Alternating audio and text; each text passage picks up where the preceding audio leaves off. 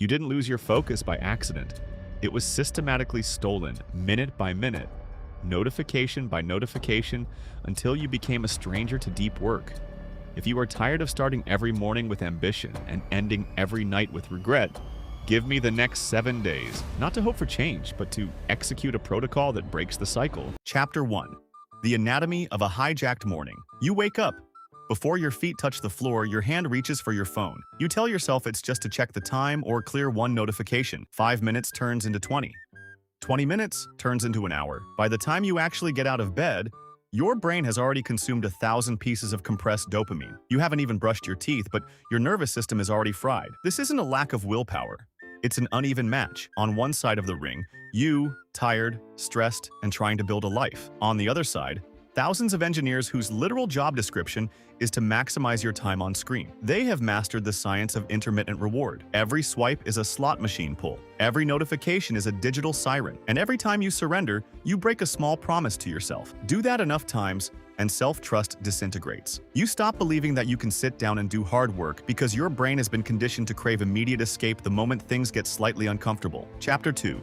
The myth of motivation. When people realize their focus is broken, their default reaction is to look for motivation. They watch highlight reels, read quotes, and wait for a wave of inspiration to wash over them. That wave never comes. Motivation is a weather pattern. It comes and goes as it pleases. If you tie your execution to how you feel, you will spend your entire life waiting. Discipline is not punishment. It is learning to trust yourself.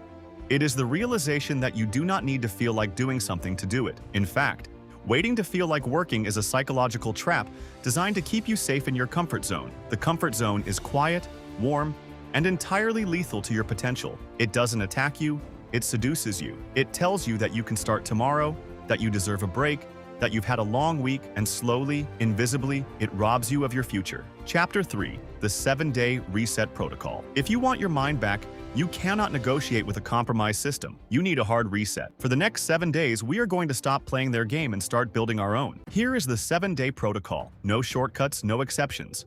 Days 1 and 2. Environmental quarantine. You cannot out-discipline a bad environment. On day 1, you perform a digital purge. Delete every app that features an infinite scroll feed. Move your phone out of your bedroom entirely. Buy a physical alarm clock if you have to. If your phone is within arm's reach when you wake up, you have already lost. Days 3 and 4. The friction principle. Make bad habits hard and good habits effortless. Put your phone in a drawer in another room while you work. Use app blockers that lock you out during your peak productivity blocks. When the urge to check your screen hits, and it will hit hard, you are going to experience a spike of anxiety. Sit with it. Do not scratch the itch. That discomfort is your brain rewiring itself back to baseline.